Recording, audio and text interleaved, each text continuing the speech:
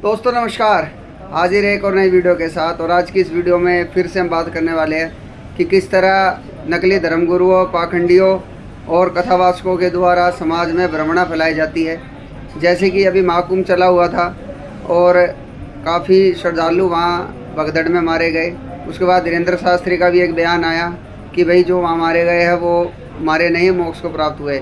लेकिन क्यों संत रामपाल जी महाराज जी इन जैसे पाखंडियों को पाखंडी ही बताते हैं? क्योंकि इनको अपने धर्मशास्त्रों का कोई ज्ञान नहीं, सिर्फ मनमाना आचरण और जो मनमुखी बातें हैं वो समाज के सामने पेश कर देते हैं। तो इसी पेशकश में आइए पेश करते हैं हमारा जो ब्रह्म पुराण है वो क्या बताता है इन तीर्थ स्थल के बारे में, और क्या वास्तव में तीर्थों में स्नान करने से हमारा जो अंतर मन है वो शुद्ध हो सकता है, क्या हमारे पाप कट सकते हैं। दोस्तों तो बने रहे वीडियो में अंत तक।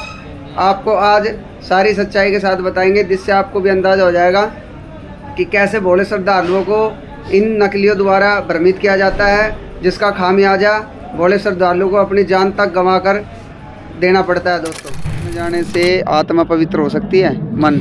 आइए देखते हैं ब्रह्म पुराण में इस विषय में क्या बताया गया है। ये देखिए, मुनियों ने कहा, धर्म के ज्ञाता सूत जी, पृथ्वी पर जो जो पवित्र तीर्थ तथा मंदिर हैं उनके विषय में हमें वर्णन कहिए। तो लोमर ऋषि बताते हैं, जिनके हाथ पैर और मन काबू में हो, जिनमें विद्या तप तथा कीर्ति हो, वह मनुष्य तीर्थ का फल का भागी होता है। पुरुष का शुद्ध मन, शुद्ध वाणी तथा वश में की हुई इंद्रियां, ये शारीरिक तीर्थ हैं जो स्वर्ग का मार्ग सूचित करते हैं। अब देखिए यहाँ पे क्या बताया गया है। भीतर का दूषित चित्त तीर्थ स्थान से शुद्ध नहीं होता। जिनका अंतःकरण दूषित है, जो दंभ अर्थात पाखंड में रुचि रखता है तथा जिनकी इंद्रिया चंचल है, उसे तीर्थ, दान, व्रत और आश्रम भी पवित्र नहीं कर सकते। मनुष्य इंद्रियों को अपने वश में करके जहाँ जहाँ निवास करता है वहीं कुरुक्षेत्र, प्रयाग और पुष्कर आदि तीर्थ वास करने लगते हैं। देखा आपने? अभी आपने देखा कि तीर्थों पे जाने से मन का भी शुद्धिकरण नहीं हो सकता। तो जो ये धर्मगुरु कहते हैं कि तीर्थों पे जाने से पाप कट जाते हैं, तो ये एक मिथ्या बातें हैं। तीर्थों पे जाने से तो मन की शुद्धि भी नहीं हो सकती। कबीर साहब कहते हैं, नहाए धोए क्या हुआ, मन मैल ना जाए, और मीन सदा जल में रहे, धोए बास ना जाए। तो मछली जो है पानी में ही रहती है लेकिन उसकी बास नहीं जाती। तो नहाए धोए से जो है शरीर का मैल तो उतर सकता है इन तीर्थों में, प्रयागराज में, लेकिन मन का मैल ये भी साफ नहीं कर सकते। जब मन का मैल नहीं साफ कर सकते तो पाप कहाँ से साफ कर सकते हैं? समझने वाली बातें हैं दर्शकों। फिर कहते, तीर्थ बाट चले जो प्राणी, सो तो जन्म जन्म उर्जाणी, जा तीर्थ पर कर है दानम, आवत जात जीव मरो और वनम। होय होय, पर भी लेन जाते है दुनिया, हमरा ज्ञान किने ना सुनिया।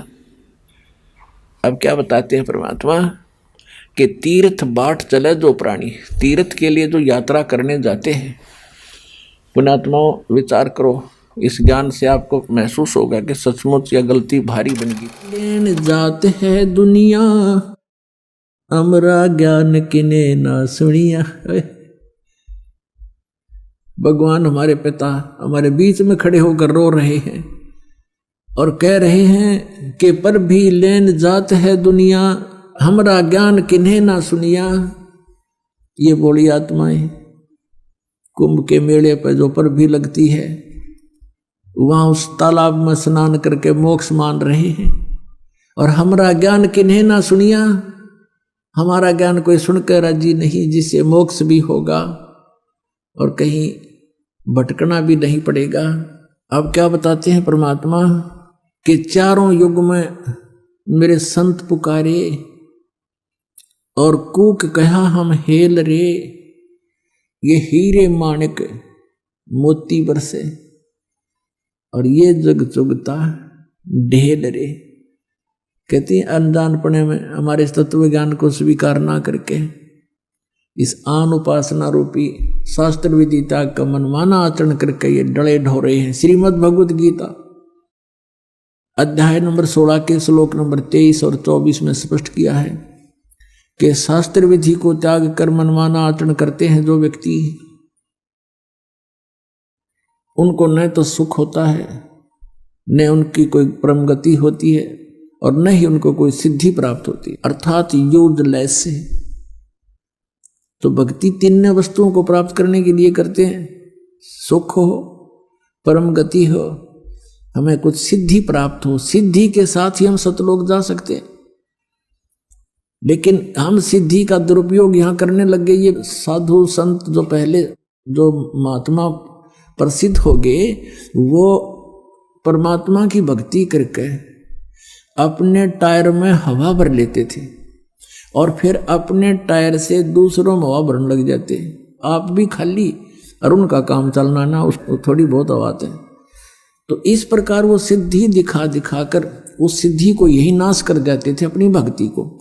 अब परमात्मा के इन मंत्रों में जो आपको दिए जाते हैं, इसमें कहते हैं 24 सिद्धि आ जाएंगे आपके अंदर, 24 सिद्धि। लेकिन इनका दुरुपयोग आपने कर लिया, आप यहाँ तो प्रभुता पा जाओगे, पर भगवान आपसे रुष्ट हो जाएगा, आप यहीं रह जाओगे। शब्द महल में सिद्ध 24, हंस बिछोड़े विश्व बीसा। हमारे इस शब्द में यानी मंत्र में जो हम साधना देते हैं, इसमें 24 सिद्धियां आ जाएंगी आपको, लेकिन ये आपको भगवान से दूर कर देंगी। प्रभुता की भूख आप में हो जाएगी। आपके वचन से किसी का थोड़ा बहुत काम ठीक हो जाएगा, कार्य सिद्ध हो जाएगा, आपकी पूजा शुरू हो जाएगी और दोनों काल के जाल में अपनी ट्यूब से दूसरे में हवा भर के आप कितने सुखी कर सकते हो? नहीं कर सकते। तो इसी प्रकार उसको स्वयं ही विधि बताओ कि आप भी जाइए और वहाँ पंप लगा है, हवा भरवा लियो। मैं अपने टायर से भर के अपना भी काम बिगाड़ोगे और अगले का भी आशीर्वाद देते हो, किसी के सिर पे हाथ रखते हो। 1 रुपये की कमाई करी, 12 अन्य खत्म कर दिए, तो खाक रहा है तेरे पास।